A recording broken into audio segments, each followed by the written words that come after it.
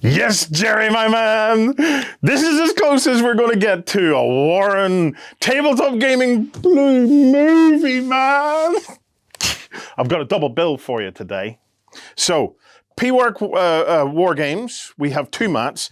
I have this on my phone because the internet is down in the entire place. So, hopefully you'll even get to see this episode. But I want to take you through both of these. So we have Warland, which is this beautiful orangey colored one.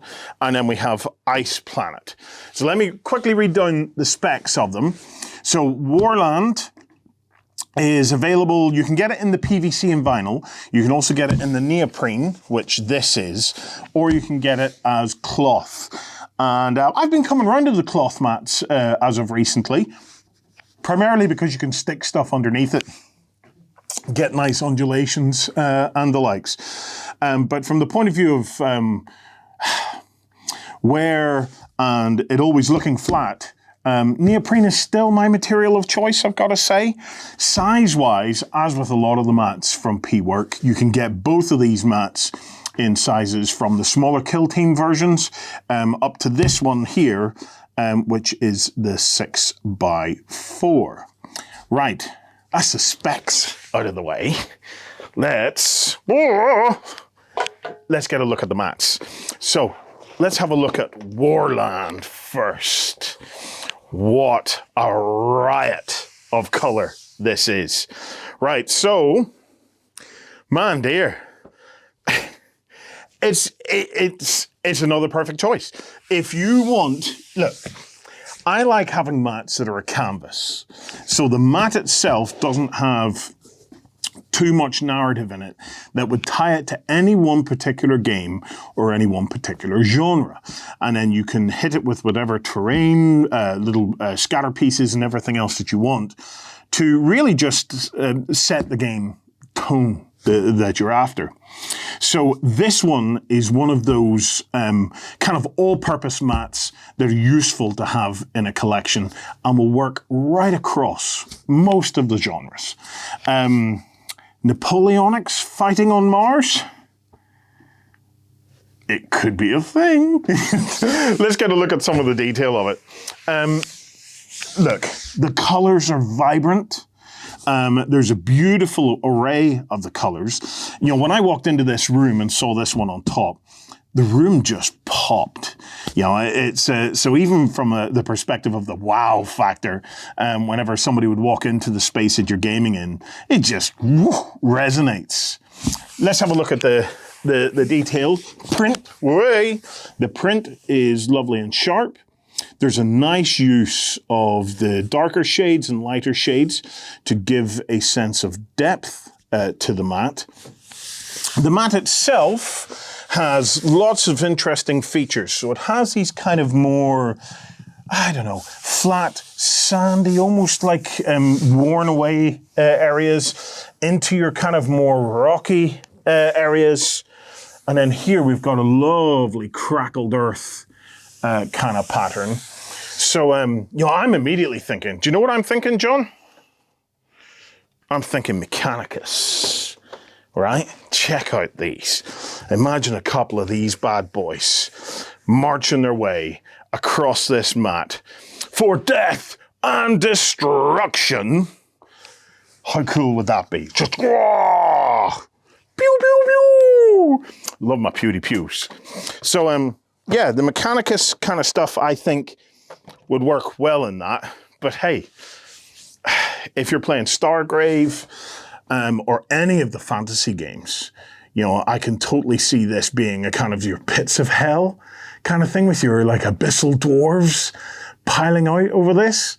So yeah, it's a beautiful mat. I love it. Love the vibrancy of this one. So if you haven't completed your generic collection yet, stick that one on your list. Definitely worth it. Right, let's have a look at the next one. So now, this one is Ice Planet. Again, right? You would be surprised how flexible something like this is. And I'm going to rise to the challenge. Sci-Fi, come on. it'll work for any science fiction game. I can't think, like, is there any sci-fi that only takes place in Ibiza during the summer in raves? No, I don't think there are. I think that they have a wide variety. This will work for it. Fantasy games? Come on, man. This is your cracked earth kind of thing. You know, any of the fantasy games will work on this. Historical? Yes. I have a historical one in mind for you, John. Can you guess what it is? Historical Napoleonics. There is a wonderful story of war. It was the first, and I believe only, successful cavalry charge on a navy. So what happened was, this navy was attacking. I can't remember who it was. I think it might have been the Netherlands or the Belgians or something like that there. But anyway, this navy were attacking them. And they'd pulled into this port, John, this harbour, and they were pummeling them with their cannons and stuff like that, getting ready for an invasion. But then the cold weather hit, and the navy got frozen in, and the port area completely froze over, and they were defeated by a cavalry charge over the ice into the navy. What about that? So, if you want to play your Napoleonics, oh, John, here we go, right? Imagine these guys, right? Check them out. So imagine this. So this is our, what did we call these guys again? Personian. The Personian Guard, yeah?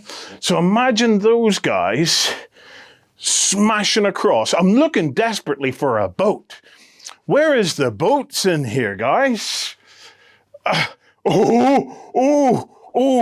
John, that's a nice one. Right, let's check this out. So imagine the Personians going and attacking this bad boy here, if I can get this bad boy out. We all live on an orc submarine. So a frozen in situ orc submarine with your person. Check that out. Come on. That's awesome. That is just all shades of awesome right there. Right. Enough of the playtime. You can tell I've missed this so much. Let's have a look at the details. Look, it would pass for frozen ground or actual frozen ice, in my opinion. There's nothing in this that I think would interfere in your narrative. So if you wanted this as a kind of like a glacier, I think that would be absolutely fine. I think it would work beautifully as a glacier. Equally, those darker blue spots certainly, to me, give it the opportunity to be an actual frozen lake or something like that. And, you know, guys, this is the kind of mat where you get to really play with tweaking the rules and whatever. So I have some rules for you, John, okay? Obviously, this can't move. It is now stationary vehicle, okay? It can't move.